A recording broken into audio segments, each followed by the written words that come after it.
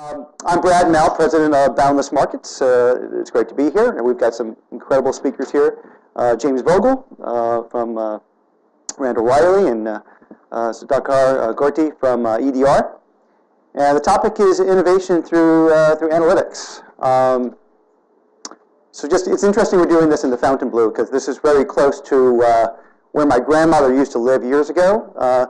In a retirement home that has now been converted into a trendy boutique hotel. Right? In New York, all this money being poured into boutique hotels in Miami. In New York, it's very different. People do three things to make money in New York. One, they drive taxi cabs. Two, they sell hot dogs. And three, they start analytics companies. We see a lot of entrepreneurial innovation in the area, as you know. Each month, I speak with over a dozen entrepreneurs, investors, and even established companies in the area of analytics or creating value through data. And one of our clients, for example, takes data from office buildings on how the building consumes energy, right? And then they run it through their proprietary algorithm, through predictive analytics, and they increase the performance of that building's energy usage, and they save tons of money for the building owners. So my company is Boundless Markets. We help information providers expand into new markets, open new channels, and build their audiences. So we're going to get into it now. We got a great session, and this is an attempt in one slide to sort of recap some of the themes that James and SG and I have talked about in our conversations and preparing for the panel. This whole, each word on this slide here probably could be the topic of a whole conference, right? But when you think about it, roadmaps,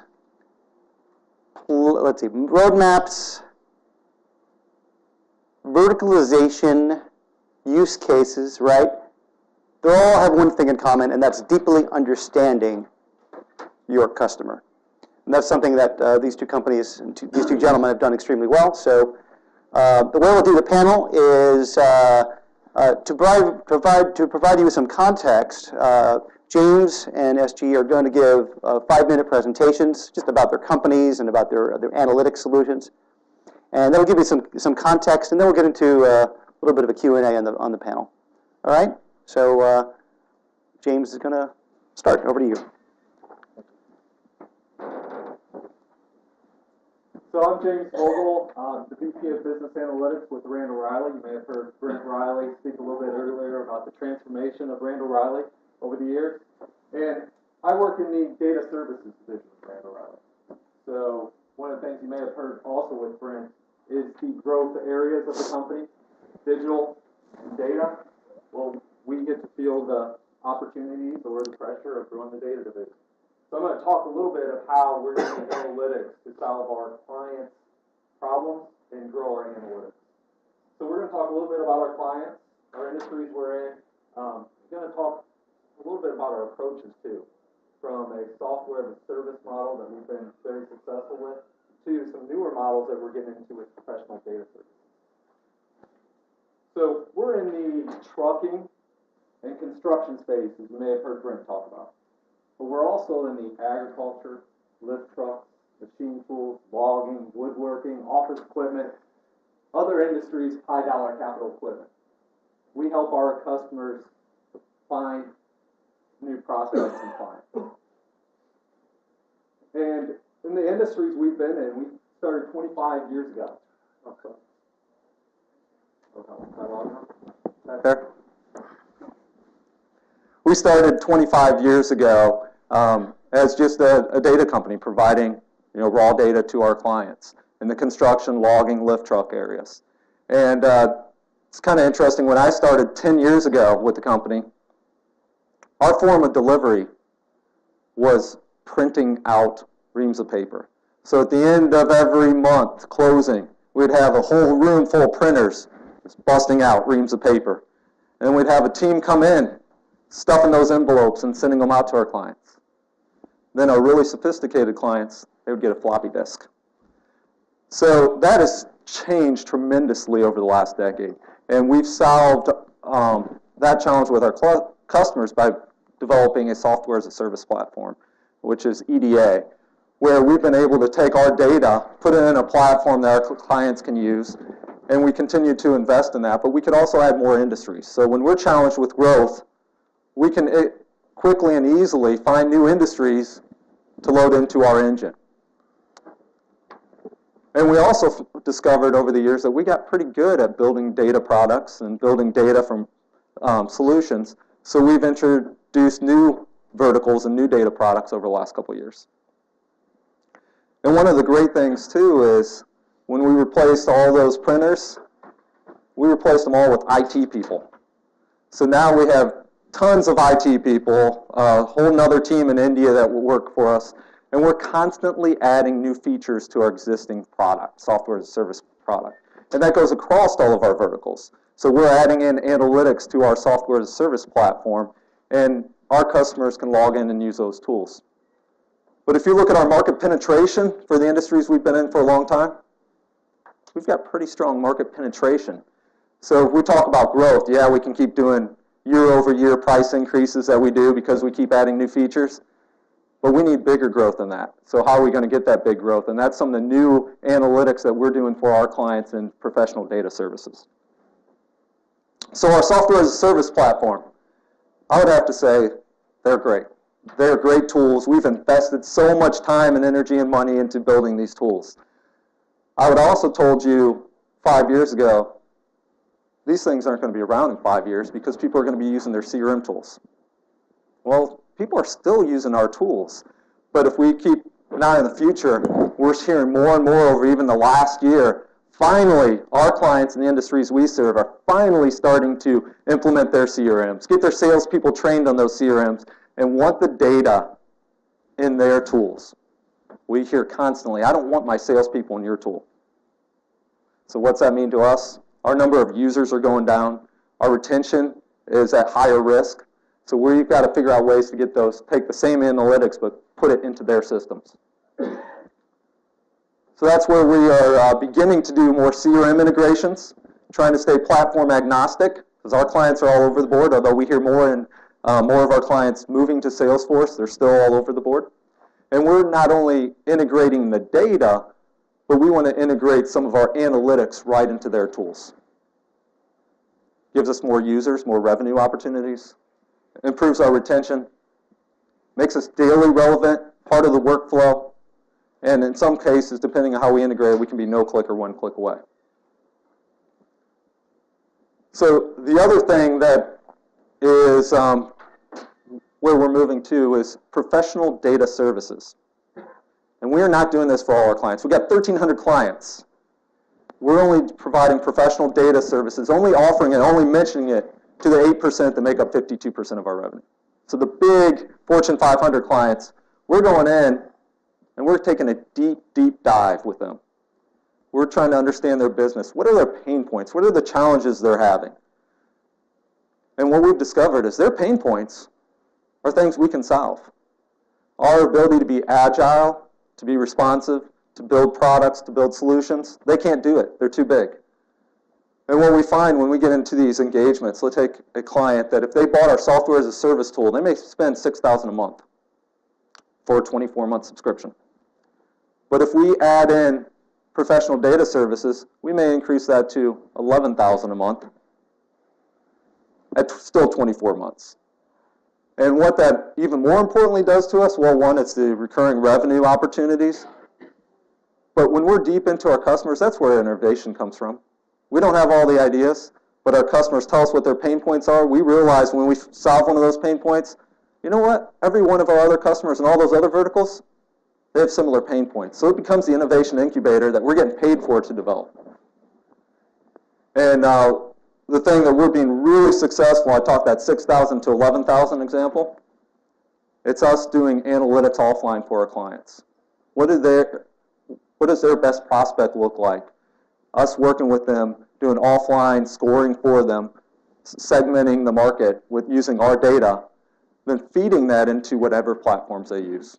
us being platform agnostic. In these scenarios, they may never log into our software as a service platform. It just may feed directly into their tools the way they want to consume it. Thank you.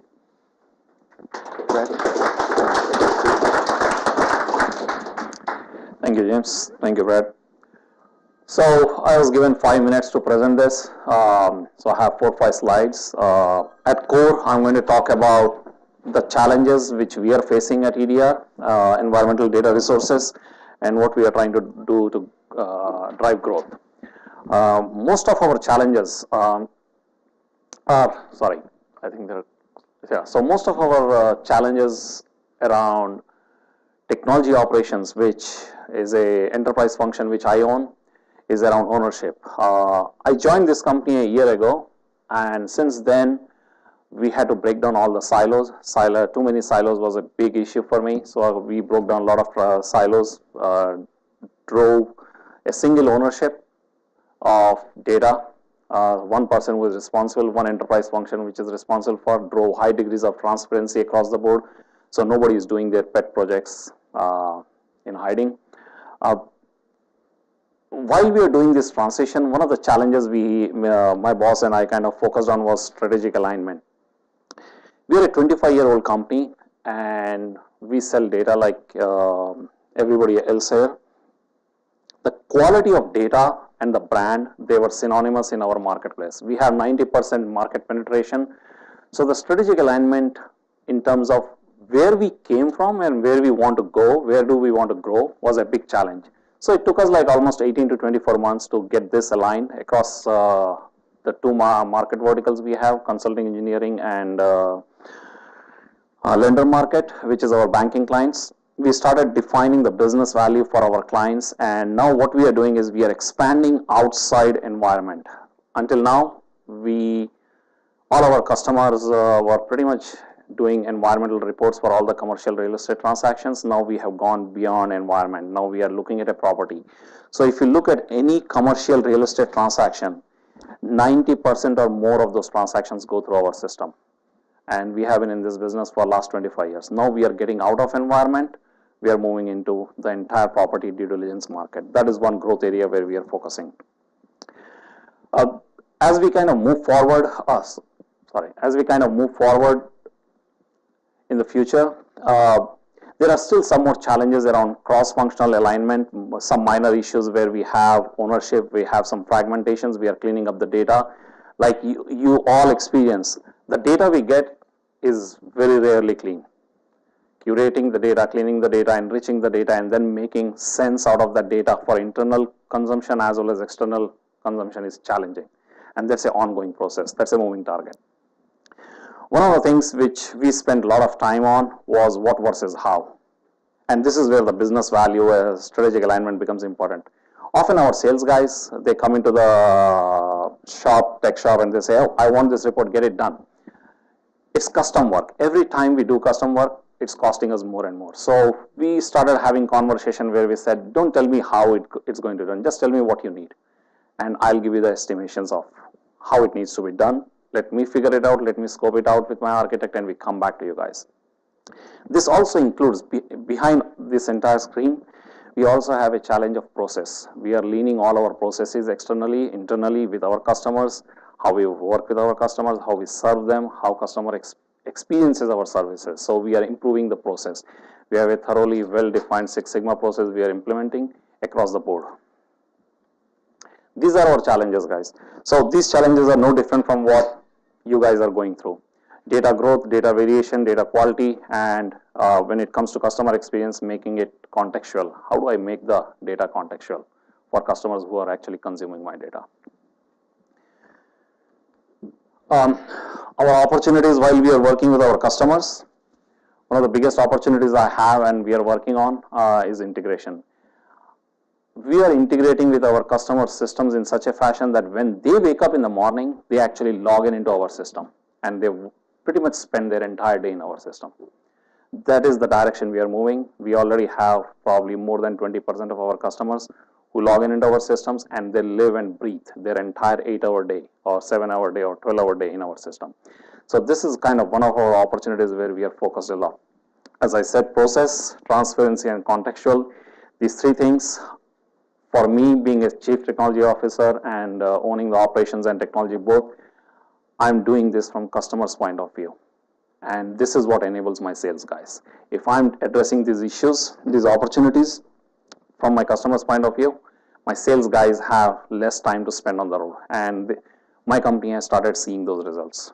So I go talk to the chief operating officer or whoever the head of the business decision maker is and start laying out this value prop on integration. And we go to the same model like James talked about. We charge a professional services fee upfront, but then that professional services fee, actually we pay them back in the discount if they sign multi-year subscription agreements like 5 years or 3 years. This is our future focus. The vision, as I said, it took us like a couple of years for my boss to come up with a vision where every property every day, that is the direction we are heading towards, is we are going to monitor every property in US every day. So anything that happens on that property, whether somebody changed their roof, somebody had done some repair work, we can monitor that property. So that is the direction we are moving towards, every property every day.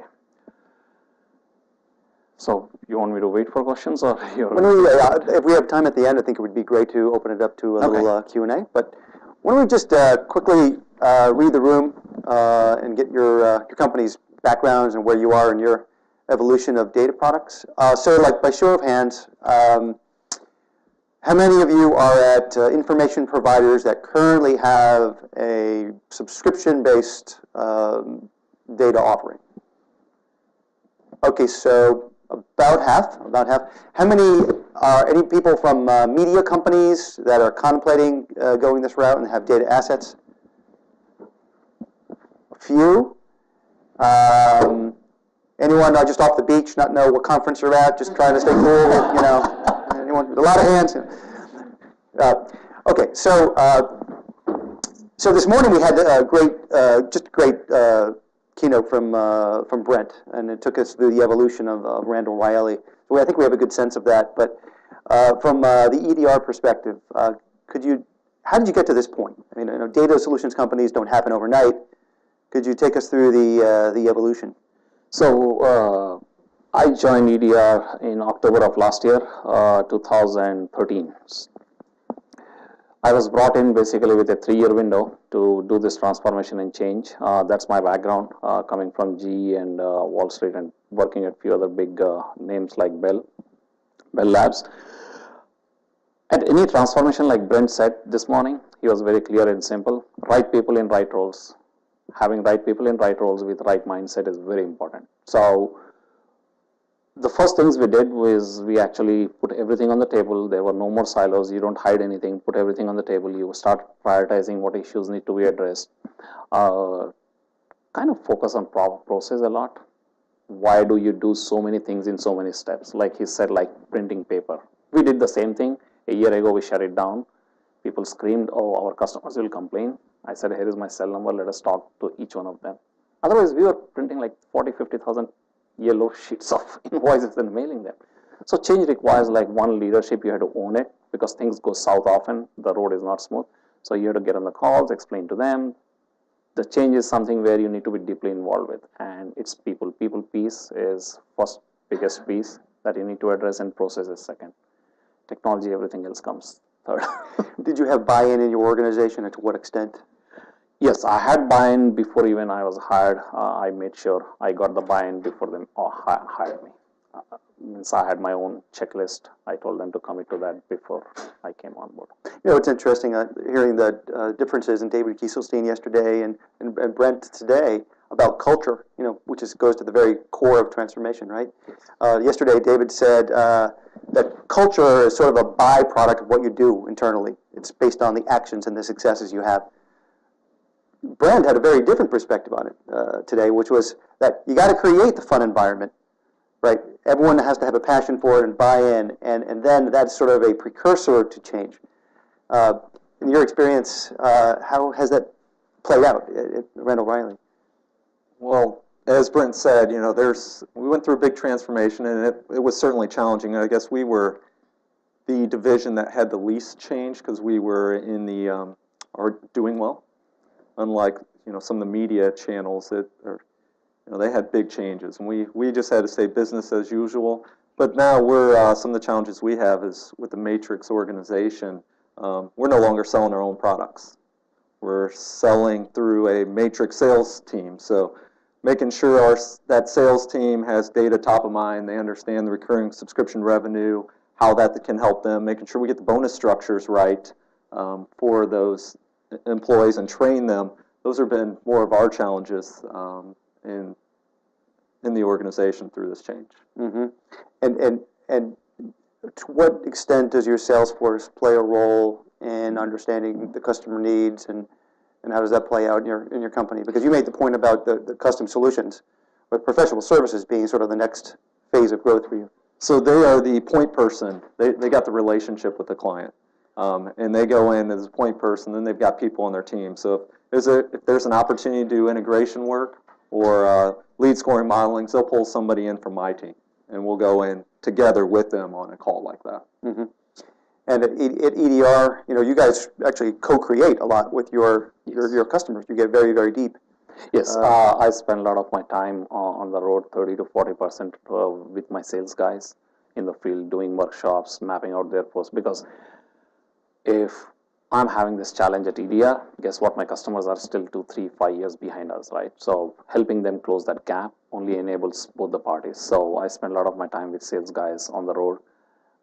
Both me, my boss, as well as we get in front of the CEOs, we sit down and do like 4-hour sessions, and these are detailed workshops. So we spend a lot of time. We engage customers in actually conceiving new ideas and being the beta customers.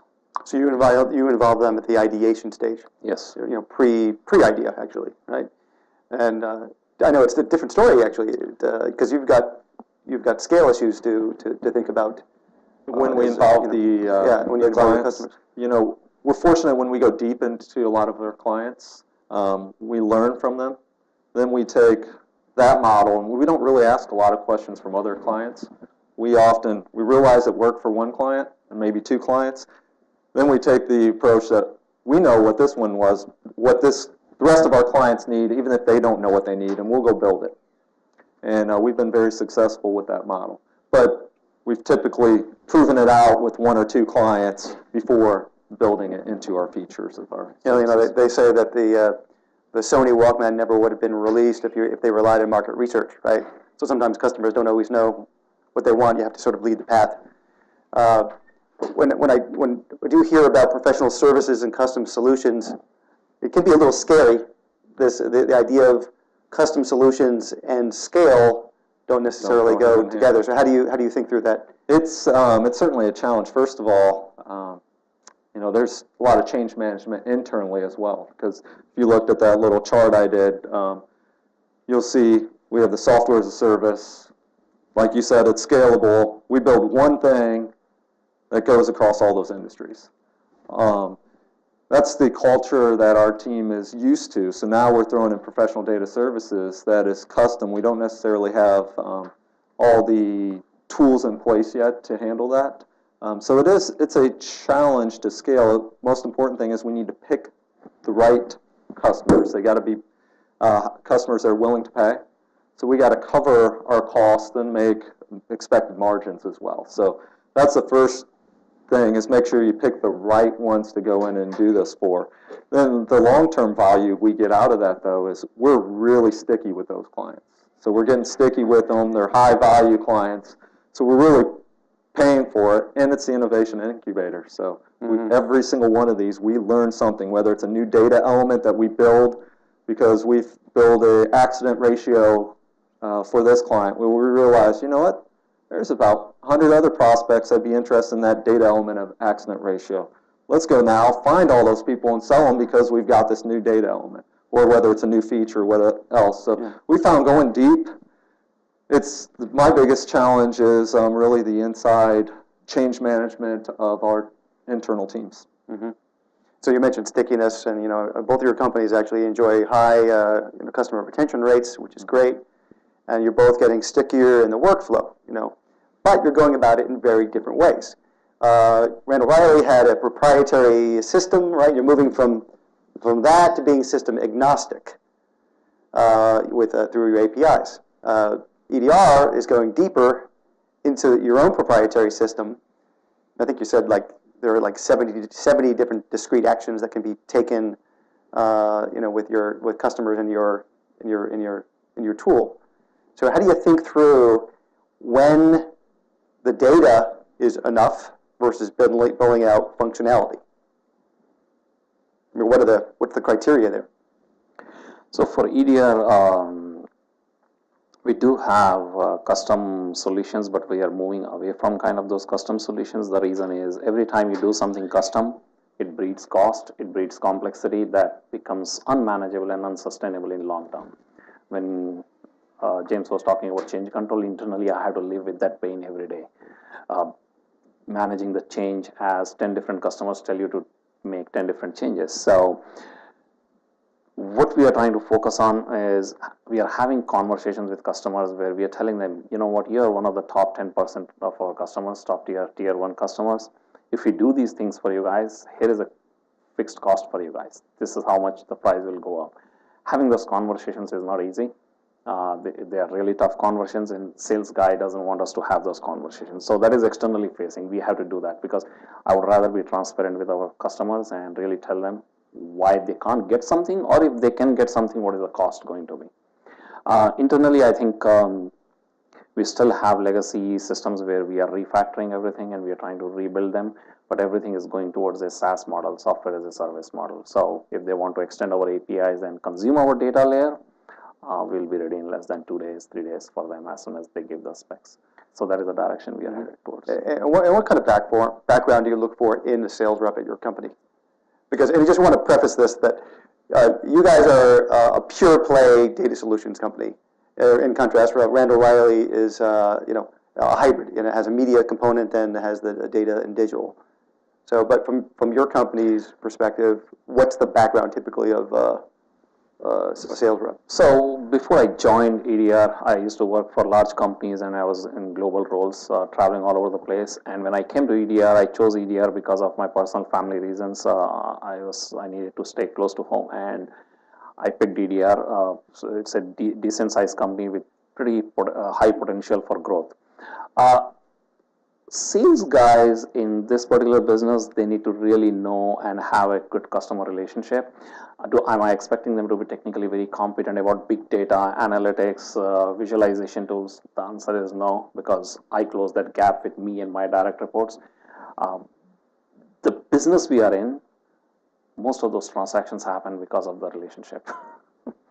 If I want to do the implementation or execution of the game plan internally, I need an expert. I need a very good deep expert in the data side, analytical side, or whatever we are trying to do. So what about the vertical expertise? I mean, do you need people with vertical experience in environmental data who know things about oil spills and soil problems? And most of our sales guys understand that part.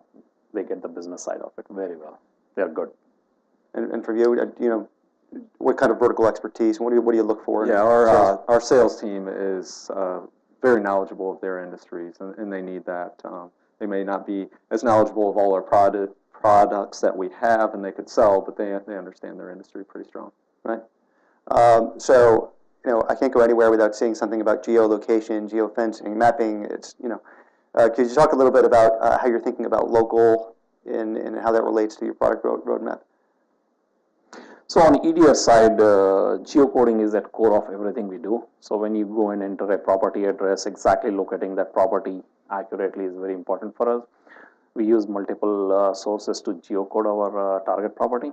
When the geocoding engine returns our long and lat, we use that information in multiple ways. But geocoding is probably, I would say, number one core priority for us to make sure geocoding is accurately done. We have probably 95-96% of US parcel information geocoded and accurately located. So you get the latitude and longitude from a third party, is that a license or? We actually use TomTom based map data. Right. Many places we have plenty of orphans. We have to clean up orphans before we provide our reports to our customers. Right. So we clean it up using other geocoding engines. We use DMP parcel information. We try to kind of take 3 different data sets and make sure it's accurate. Right. So if a commercial and a real estate investor or building owner wants to know about a specific property, you absolutely have to get that right. We get that property right, definitely, but that is least of our worries. It is a mile radius, 2 mile radius, 3 mile radius. Do I have any sites leaking? Do I have any toxic sites? Do I have any industrial parks? Those are the kind of things that are important. That particular site on which the transaction is going to happen, that we located properly. That's not a worry at all. But it is within 2, 5, 10 mile radius. And James, what about the mapping and local? It's most important for us just on handheld mobile apps. So when somebody wants to find, well, I've got a few extra hours, who owns excavators in my area where I am right now? Just pulling up the app and showing people around you. So that's the main way we use it. And your pricing can be based on geography as well, right? The state access versus the national coverage? That's correct. So all our pricing is based on volume. So how much volume you have in a certain area, we base our pricing on that. It's a subscription, always subscription, so usually 24 months, but often we'll go to 12 months, but increase the price. So in terms of pricing, how do you tier it? Do you have a low-priced offering, and then that you've sort of gone down market? How do you think through that? Yeah, we typically pricing's always an interesting area. We use consultants. We use a lot of different things on pricing. We use a company called Scout Analytics also to analyze the behavior of our customers to look at for price increase standpoint. But if we look at a new prospect coming in, we have 3 different tiers we typically go after, and a lot of it has to do with how much return they make off of selling another piece of equipment, for example. So if they're an OEM and they can make big margins off of selling a piece of equipment, well, they're going to get the OEM pricing. If they're doing tires that go on a piece of equipment, they're not going to make as much money off of a transaction. So they get the ancillary pricing. Then you got the other oddball stuff. They might make rags or supplies, and they've got the tier 3 pricing based on their return. So we've built out these pricing models based on the type of prospect that is buying our data. Mm-hmm. So we have a client that has an account manager that account managers that track engagement with the customer's engagement with the service, right? And at the key times in the process, they'll intervene and call them up and make them aware of key features or functionality. Do you have the same sort of or a similar model? Or well, from a price increase standpoint, we have our client success team, and one of the most important things with them is continually reminding all of our clients of all the new features that we're adding. So part of the newsletter, reminding them of the new features. So then when that price increase comes every year, it's already built in. They know they got features and they accept it. So the communication is extremely important. Right. So customer churn is not really a big issue for you, but do you have models in place to sort of predict customers may be likely of churning out? Yeah, Scout Analytics is helpful for us on that to get an idea based on utilization. Number one reason people cancel, they're not using the data. Right. And that's why we're looking at continually getting into the systems they're already in and getting more players involved. So you take, for example, a client that may have 3 users in our system. Well, one of those might be active. You think you're good. Well, that one takes another job, moves up in the company. Now you got nobody using the system. But if we can get it into their tools, if they're Microsoft CRM or Salesforce, now you got 50 salespeople using it almost daily to click on and see, well, tell me something about this company before I pick up the phone. Now we got the stickiness. Now when they go to cancel, we've got somebody standing up saying, hey, I need this thing. So we've had good retention rates, but our number one reason is not using the data, and we got to continue finding ways to make us more sticky. Is that an issue at EDR? No, tracking your customer engagement? We don't have any issues with customer retention. What we track closely is transaction volume. Customers probably sometimes they end up reusing the existing data which we provided them, and we try to make sure that we are tracking their transaction volume. But customer retention is not an issue that we worry about. I suppose with when you got customers doing 70 tasks in your system, that's not an issue at all, right? Do you use predictive analytics, and how do you go about doing that? We are setting up the framework and the architecture for being able to provide that predictive analytics in year 2015. So we are setting the basic building blocks right now. Do we do it as of today? No, we don't do it yet. That is the direction we are headed towards. Right. What might be a use case for that? Would that be, like, for example, predicting, areas that have more environmental issues or concerns? So investors maybe want to avoid those areas or adjust their risk. Yeah. So let's say you go to Zillow and you're trying to buy a house somewhere. Right now we are only in commercial. We are going into residential area, but we don't want to be B2C. So we will stay B2B. Let us say you go to Zillow and you try to enter an address, property address. All you get from that is property, floor plan, tax, all that information with respect to that property. I can provide you from an EDR data set within 1 to 5 mile radius. If you want to know about sex offenders, you want to know the crime rate, you want to know the toxic sites, you want to know the power lines, you want to know the railway lines within 1 to 5 mile radius, I can provide you like list of other 25, 30, 40 data sets that will help you make your decision if you want to use that data. So that is the direction we are headed with predictive analytics. Is we want to see like who is searching how many times, where, and how does that correlate with the toxic sites? How does that correlate with the environmental data set? So we're talking a lot about functionality, but sort of the fundamental building block is data quality, right? Is credible, authoritative data. Yes. Because both of your companies are taking publicly available data, environmental and then leasing data on equipment, and you're enriching it and you're doing analytics on top of it. But all of that is based on getting the fundamental data right.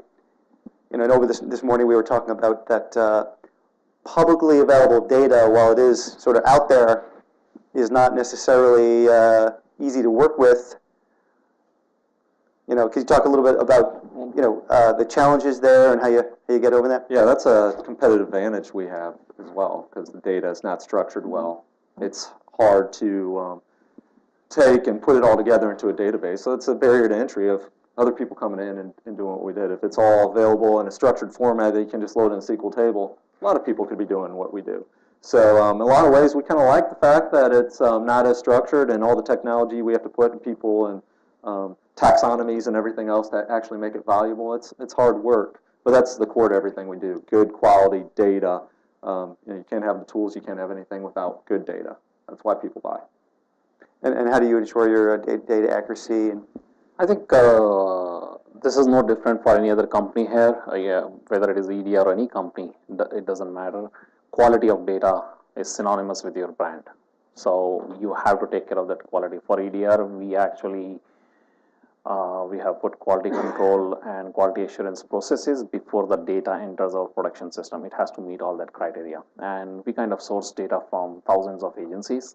And when we source the data before it enters our production environment or EDR network boundary, we actually get it cleaned offshore now, and we actually make sure it is meeting certain data quality standards, and the data governance team defines what those standards are. Mm-hmm. So I've got the 5-minute signal, so we're sort of winding down, and if we get a little bit of time, we hopefully can open up to some of your questions. But I just want to ask you the next phase of growth for your company, because you enjoy high penetration. Both your companies have pretty high penetration within your markets. So when you look towards the future, what is that next phase of growth?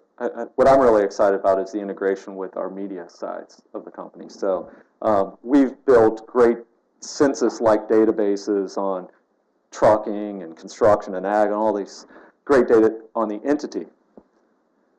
But what we don't have is the people behind it. So as we are, this company is transforming and we're working more closely with our media side, now it's taking not only the entity level data, but getting deep into the people associated with that. So just to give you an example, if somebody is selling driver cameras that go on trucks, they do that because the truck, if it veers off and hits somebody and gets in a crash like that Walmart truck did, the camera records that. We've got information like accident ratios and other things that we built models on. So they could find everybody that operates Class 8 trucks with a high accident ratio And right now, using our tools, they would have to put out their own marketing plans together, maybe have somebody cold call. But when we tie this into our media properties and all the people, now we can start reaching them with remarketing, retargeting, put banners on our other properties, follow them around, do emails to them, all sorts of different ways to reach them, and not only reach them with a broad message, but now it can be targeted with messaging around something that's their pain point, and it kind of follows them throughout. So I think that's the big growth area for our overall company as we transform and work really tightly together. Another opportunity was probably CRM retargeting. You know, companies taking their own databases and hooking it up with cookies, and then you match it and then enable them to retarget with display ads. So actually, a lot of the marketing services companies around are getting into CRM retargeting, and that's probably going to be a big area for growth. What about the next phase of growth for you? Like I mentioned earlier, we are moving the core businesses environment for us until now, but as we move forward, we are going beyond environment. We are going for property due diligence, entire value chain. We are leveraging technology like James kind of touched upon. We leverage technology to actually make a lot of operational efficiencies for our clients. Most of our clients actually walk the properties, they walk the rooftops, and they walk inside the building. They are taking measurements. We are doing a lot of innovation where we are providing them solutions where they don't have to do physically everything. And a good example is a year ago we launched a Google Glasses prototype with our few clients where they're walking rooftops. They don't need to kind of like take any video or audio. All they have to do is record the audio, and their camera is recording. It basically gets through their cell phone, gets synced, so they have the video recording of everything. Can we time out on that? Sure. Google Glasses. So you've got customers wearing glasses. The people who do the inspection of the property, they have to take a picture. So instead of them taking picture with their cell phone, holding a pad, writing all those things, all they can do is they can voice record, and they are able to record the entire property. Wherever they look, the property visualization gets recorded. When they go back, they actually write a report on it, because when they go to the banks to request money, they have to write a detailed report about the property. And if rooftop is one of the biggest risk areas, and if they don't write or provide the data properly, they are basically liable. So we actually provide them tools and technologies to do these things. Right now we are working on a prototype where when you go inside a building, if you have your cell phone, iPhone, you can actually measure the entire room, all the dimensions very easily. So we are almost done with that. So these are small tools. They enable them. They save a lot of time with our customers. So that's why customers end up paying a premium staying on our platform, because we are enabling their internal operational efficiencies across the board. Great.